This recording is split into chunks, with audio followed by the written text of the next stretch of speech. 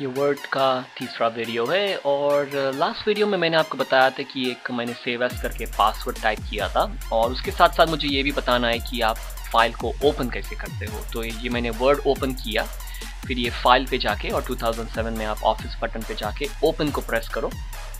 आप ओपन करोगे तो एक विंडो ओपन होगा, कहेगा कि कहाँ पर आपकी फाइल है, वहाँ पर जाओ और जाके ओपन करो। तो अगर आप ये माई डॉक्यूमेंट्स में आते हो तो यहाँ से मैं वो फोल्डर ढूंढूंगा। तो इसके लिए फोल्डर क्रिएट करना काफ़ी इंपॉर्टेंट है। ये हिंदी वर्ड का फोल्डर है, उस पर डबल क्लिक करता हूँ और फिर ये हिंदी वर्ड पार्ट 2 है, उसे डबल क्लिक करता हूँ तो राइट अवे मुझे पासवर्ड पूछ रहा है क्योंकि मैंने उस फाइल में पासवर्ड डाला था। अब मैं पासवर्ड टाइप करके ओके करता हूँ तो मेरे फाइल में आ गया। तो ये इस तरह से आप फाइल को ओपन करते हो। फाइल को क्लोज करने के लिए आप यहाँ से क्लोज दबा सकते हो, या तो आप राइट हैंड साइड में एक्स का बटन है, जो एक्स करोगे तो वो एग्जिट कर देता है अगर आपको चाहिए।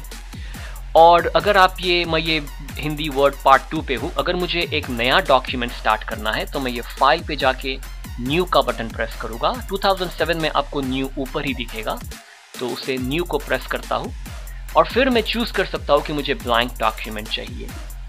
और आपको सिर्फ ये बता देता हूँ यहाँ पे कि अगर आप देखोगे नीचे आपको अलग अलग टेम्पलेट्स दिखेंगे। 2007 में आपको लेफ्ट हैंड साइड में नीचे टेम्पलेट्स दिखेंगे। तो देखो यहाँ पे ये एजेंडा के टेम्पलेट्स है और ये मुझे दिखा रहा है कि किस तरह के एजेंडा के डिज़ाइन है। आप डाउनलोड कर सकते हो इंटरनेट से।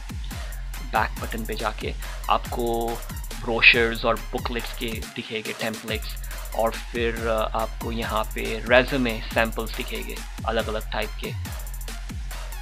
और ये रहा रेज़्यूमे, बेसिक रेज़्यूमे। तो ये अलग अलग स्टाइल देखो यहाँ पे दिखा रहा है और फिर आप जाके सिर्फ इसमें अपनी इंफॉर्मेशन फिल कर दो अगर आपको करना हो तो। ये न्यू पे फिलहाल मैं सीधे ब्लैंक डॉक्यूमेंट क्लिक करता हूँ और फिर यहाँ पर अगर मेरे को कुछ करना है तो मैं इसे फाइल पे जाके सेव दबाता हूँ क्योंकि ये नया डॉक्यूमेंट है और फिर मैं इसे सेव कर सकता हूँ। इस पे क्लिक करके ये पार्ट 2 को चेंज कर देता हूँ पार्ट 3 को। तो इस तरह से आप नए फाइल क्रिएट कर सकते हो। अब ये नीचे मुझे हिंदी वर्ड पार्ट 2 दिख रहा है, तो यहाँ पर अगर मैं आके पूरा चीज़ हाईलाइट करता हूँ और फिर ये कॉपी करता हूँ, या तो ये हाईलाइट हुई चीज़ कहीं पर भी राइट क्लिक करो और फिर आप कॉपी कर सकते हो। राइट क्लिक का मतलब कि मैं इसे कुछ करना चाहता हूँ तो उसे कॉपी करो। फिर ये पार्ट 3 पे आता हूँ और यहाँ से मैं पेस्ट कर सकता हूँ, या तो राइट क्लिक करके पेस्ट कर सकता हूँ। ओके, तो ये आप इस तरह से पेस्ट कर सकते हो। तो आप एक फाइल से लेके दूसरे फाइल में भी जो चीज़ को कॉपी करके आप उसे पेस्ट कर सकते हो। तो ये इस वीडियो में मुझे सिर्फ ये लास्ट 2 सेक्शन फिनिश करने हैं, जो स्टाइल्स है और ये एडिटिंग है। तो ये पूरा होम का सेक्शन फिनिश हो जाएगा। तो ये जो स्टाइल के बारे में मैं आपको बताते आया हूँ कि ये जो स्टाइल है ये सब नो स्पेसिंग की स्टाइल जो फर्स्ट वीडियो में बताया था। और अगर आप ये मेरे नाम को हाईलाइट करता हूँ तो मैं ये हेडिंग 1 स्टाइल यूज़ कर सकता हूँ। और देखो जैसे मैंने क्लिक किया वो इस स्टाइल में ऐड करके 14 फॉन्ट साइज, बोल्ड और कोई कलर ऐड कर दिया है। हेडिंग 2 को जाओगा तो वो एक अलग स्टाइल है, हेडिंग 3 पे जाओगा तो एक अलग स्टाइल है, और फिर उसका एक टाइटल का स्टाइल है। तो ये टाइटल में उसने मुझे एक लाइन भी दे दी है। तो ये जो स्टाइल है ये प्रोग्राम किए गए हुए हैं, तो आप कहीं पे भी इसे ऐड कर सकते हो। और फिर ये नो स्पेसिंग को फिर से आ सकता हूँ। तो जैसे कि ये पैराग्राफ है, इसे हाईलाइट करता हूँ और इसमें मुझे एक स्टाइल दिखेगा एम्फेसिस का, तो उसे मैं चूज़ कर सकता हूँ। Intense, subtle, strong, quote. तो ये अलग अलग स्टाइल उन्होंने क्रिएट किए। जैसे उसे पॉइंट करोगे तो आपको दिखाएगा कि वो स्टाइल क्या करेगा। अब ये स्टाइल का फ़ायदा क्या है कि आप अपनी खुद की स्टाइल्स क्रिएट कर सकते हो। तो उसके लिए मैं यहाँ पर कहीं पे थोड़े मेरे है ना हेडिंग्स डालता हूँ। तो समझो ये, जैसे कि यह समझो कि ये मेरा रेज़्यूमे था तो उसमें मैं अलग अलग सेक्शन डाल रहा हूँ।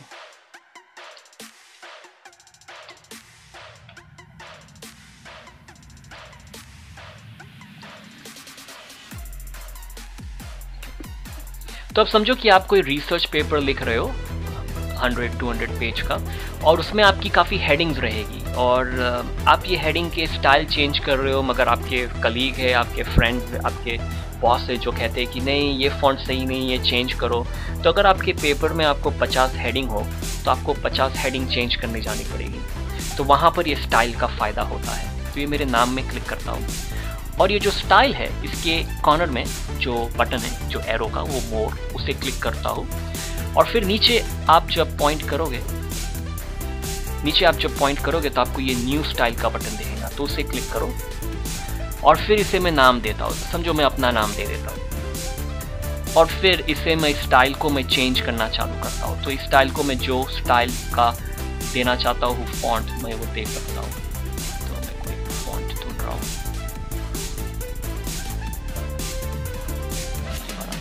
और फिर साइज चेंज करता हूँ और उसे बना देता हूँ कोई कलर।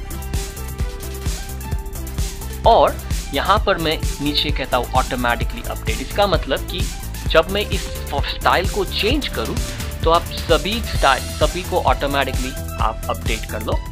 और एक ऑप्शन है कि ओनली इन दिस डॉक्यूमेंट। इसका मतलब कि आपको इसी डॉक्यूमेंट में ये स्टाइल रखनी है कि आपको new documents based on this template. इसका मतलब कि आज के बाद मैं जब कभी भी माइक्रोसॉफ्ट वर्ड चालू करूँ तो उसमें ये अमीर स्टाइल होनी चाहिए। तो ये आपके ऊपर है, आपको क्या करना है।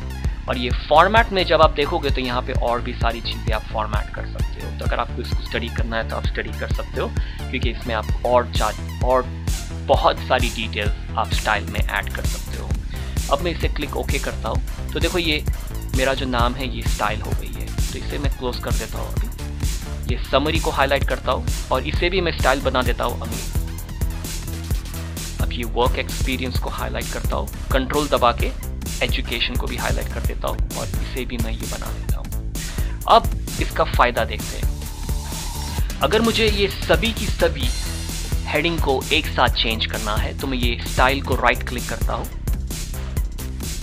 ये कभी कभी अगर आप इसमें रहते हो तो आप इसे चाहोगे तो ये चेंज करने की कोशिश करता है, तो आप फिर से हेडिंग में क्लिक कर दो। राइट क्लिक करके इसको मॉडिफाई करने जाता हूँ, तो स्टाइल पे मैंने राइट क्लिक किया और इसे मॉडिफाई करता हूँ। अब ये फॉन्ट को मैं पहले चेंज कर देता हूँ, किसी और फॉन्ट को, थोड़ा सा और अलग सा फॉन्ट यूज करता हूँ।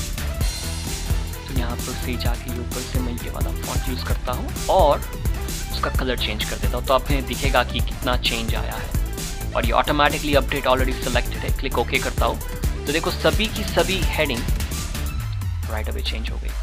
तो अगर आप ये काम पहले से करते जाओगे तो जब कोई चेंज आता है आप उसे अप्लाई कर सकते हो।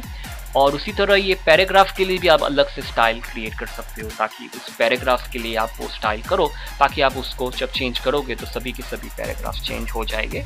या तो फिर आप इसी नो स्पेसिंग को अगर मैं राइट क्लिक करता हूँ और फिर मॉडिफाई करता हूँ, और अगर मैं यहाँ पर कोई चेंज करता हूँ कि मुझे कोई साइज 11 नहीं, मुझे साइज 12 चाहिए सभी पैराग्राफ्स के लिए, सभी शब्दों के लिए, तो मैं वहाँ चेंज कर सकता हूँ और कह सकता हूँ ऑटोमेटिकली अपडेट और क्लिक ओके। आप ये भी कह सकते हो न्यू डॉक्यूमेंट्स, ताकि आज के बाद जब भी आप माइक्रोसॉफ्ट वर्ड में टाइप करोगे तो वो फॉन्ट 12 रहेगा। क्लिक ओके करता हूँ तो आप देखोगे कि अभी सभी के सभी फॉन्ट्स 12 हो गए हैं, क्योंकि मैंने ये स्टाइल को चेंज कर दिया है। तो आप कहीं भी किसी भी स्टाइल को आप चेंज कर सकते हो।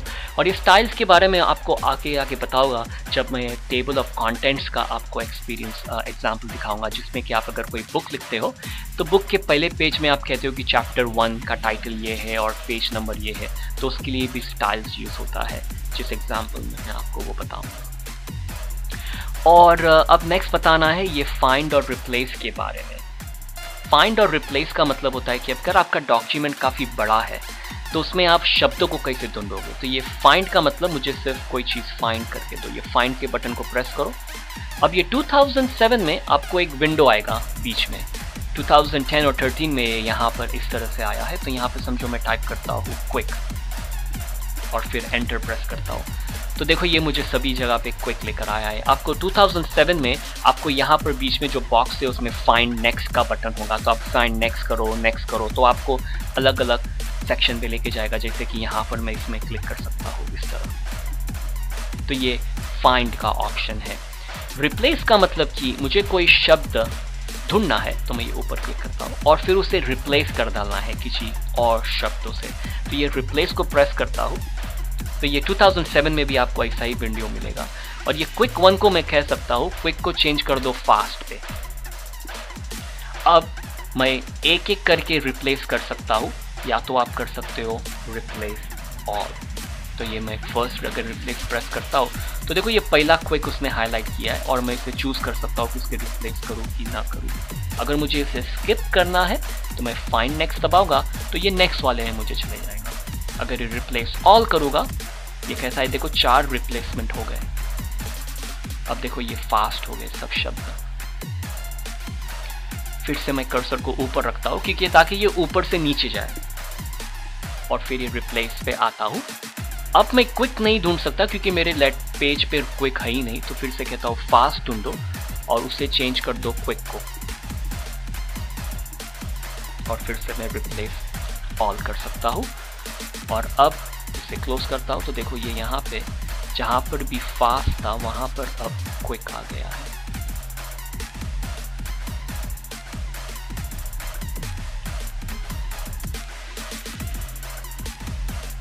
और ये सिलेक्ट का बटन है, तो यहाँ से आप चूज कर सकते हो सिलेक्ट ऑल, यानी कि अगर आपका 10 पेज है डॉक्यूमेंट पे तो सभी के सभी पेज हाईलाइट हो जाते हैं।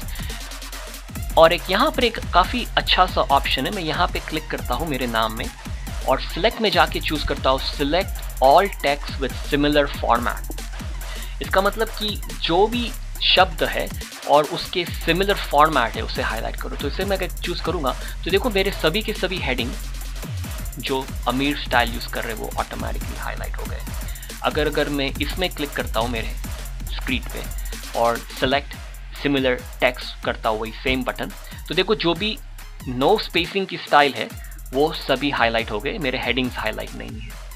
तो ये काफ़ी अच्छा तरीका है चीज़ों को हाईलाइट करने के लिए। और एक लास्ट चीज़ जो मुझे बतानी है जो इंटरमीडिएट से एडवांस लेवल के अंदर आता है, कि उसके लिए मैं क्या करता हूँ कि थोड़े मेरे शब्दों को हाईलाइट करके मैं उसे बोल्ड करता हूँ,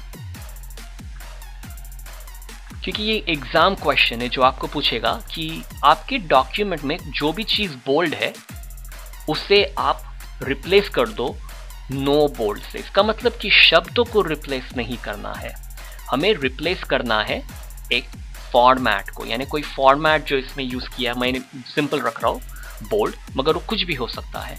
फिर से ऊपर आता हूँ और रिप्लेस को आता हूँ। अब ये फाइंड है, मुझे फाइंड जो है शब्द नहीं करना तो उसे डिलीट कर देता हूँ और ये रिप्लेस को भी डिलीट कर देता हूँ।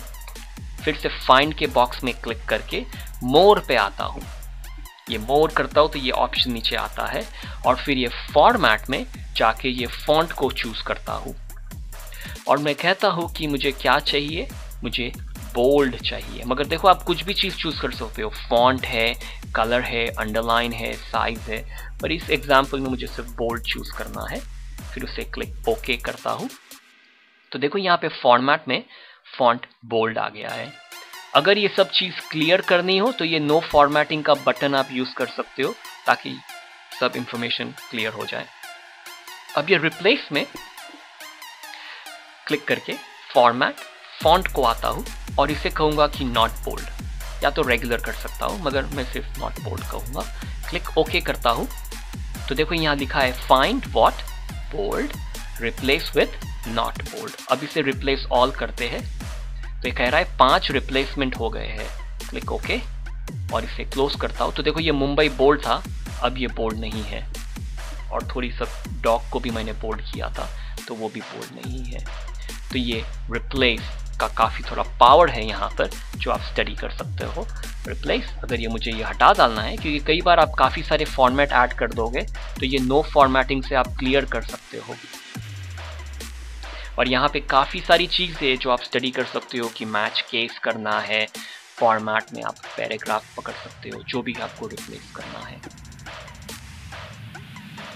अब इस वीडियो को ऐड करने के पहले मुझे सिर्फ एक मेन कॉन्सेप्ट बताना है जो स्पेलिंग और ग्रामर का होता है। यानी कि जब आप टाइप करते हो तो स्पेलिंग मिस्टेक हो तो वो आपके स्पेलिंग मिस्टेक को करेक्ट कर सकता है। तो उसके लिए मैं कहीं पे कुछ स्पेलिंग मिस्टेक करता हूँ और यहाँ पर भी कर देता हूँ। तो ये थोड़े स्पेलिंग मिस्टेक्स है। और हमने पहले वीडियो में ये यहाँ पे क्लिक करके ये स्पेलिंग और ग्रामर का बटन यहाँ पे ऐड कर दिया था, ये जो बटन है। अगर आपको ये बटन याद नहीं यहाँ पर, याद अगर कहीं और से करना है तो आप रिव्यू को जाओगे तो वहाँ पर आपको ये स्पेलिंग और ग्रामर का बटन दिखेगा। और यहाँ पर आपको एक यहाँ पे 2007 में भी एक बटन दिखेगा जो सेट लैंग्वेज का होगा, जो 2010 में यहाँ पर है सेट प्रूफिंग लैंग्वेज। इसका मतलब कि आप इंग्लिश यूएसए, इंग्लिश यूके, वो डिक्शनरी आप चूज़ कर सकते हो, क्योंकि थोड़ी थोड़ी कंट्रीज़ के बीच लैंग्वेज में फ़र्क होता है। तो यहाँ सेट लैंग्वेज पे आओ और फिर आपका लैंग्वेज पिक करो। तो यहाँ से आप चूज़ कर सकते हो कि इंग्लिश कनाडा है या इंग्लिश यूके है, इंग्लिश इंडिया है, और उसे सेट एज डिफ़ॉल्ट कर दो, ताकि कि वो याद रखेगा कि जब कभी भी मैं स्पेलिंग मिस्टेक का करेक्शन कर रहा हूँ तो आप इंडिया की डिक्शनरी यूज़ करना, किसी और की नहीं। तो यहाँ से आप स्पेलिंग एंड ग्रामर चेक कर सकते हो, या तो फिर यहाँ से ऐसे स्टार्ट करो। तो ये बता रहा है कि ये जो नेम है ये शायद नेम्स होना चाहिए। कभी कभी सजेशन सही नहीं है तो मैं इसे इग्नोर कर सकता हूँ। अब ये कह रहा है जो MUBAI है शायद मुंबई है, और ये मुझे दुबई भी बता रहा है जो मैच कर रहा है। तो ये मुंबई को चूज कर सकते हैं, मैं चेंज कर सकता हूँ। अब ये कह रहा है कि जो BT है आप बट कहना चाहते हो कि बैट, तो बैट को चूज करके चेंज कर सकता हूँ। मैं चेंज ऑल भी कर सकता हूँ, मगर फिर आपको उसमें संभालना पड़ेगा, पता नहीं क्या चेंज हो जाए। चेंज, और ये स्पेलिंग चेक हो गया। और एक थोड़ी स्पेलिंग मिस्टेक्स करता हूँ। तो ये रेड लाइन का मतलब स्पेलिंग मिस्टेक है। अगर आप कहीं पे ग्रीन लाइन देखोगे तो उसका मतलब है कि कोई ग्रामर की मिस्टेक है। तो यहाँ पे अगर मैं एक एक्स्ट्रा स्पेस डाल देता हूँ तो देखो ये यहाँ पर बता रहा है ग्रीन लाइन, इसका मतलब कि कोई सेंटेंस का मिस्टेक है या स्पेसिंग का मिस्टेक है। तो इस पर मैं राइट अवे स्पेलिंग करेक्शन कर सकता हूँ राइट क्लिक करके, और वो फर्स्ट ऑप्शन को चूज कर दो। यहाँ पर भी राइट क्लिक करके गैलरीज बता रहा है, उसे चूज कर दो। यहाँ पर भी राइट क्लिक करके मैं यहाँ से चूज कर सकता हूँ क्रिएट। और आप कभी भी किसी भी वर्ड के ऊपर राइट क्लिक करोगे तो आपको ऑप्शन दिखेगा सिनोनिम्स का। सिनोनिम्स का मतलब कि सिमिलर वर्ड क्या है इसके जैसा ही, तो आप कोई और वर्ड चूज कर सकते हो। अनडू कर सकता हूँ। तो राइट क्लिक काफी यूजफुल है इन सब चीजों के लिए। तो इस तरह से मैंने ये होम है, इसके सारी बटन क्लियर हो गए हैं 3 वीडियो में। तो आप प्रैक्टिस कर सकते हो, और अगले वीडियो में और सारी चीजें बताऊंगा।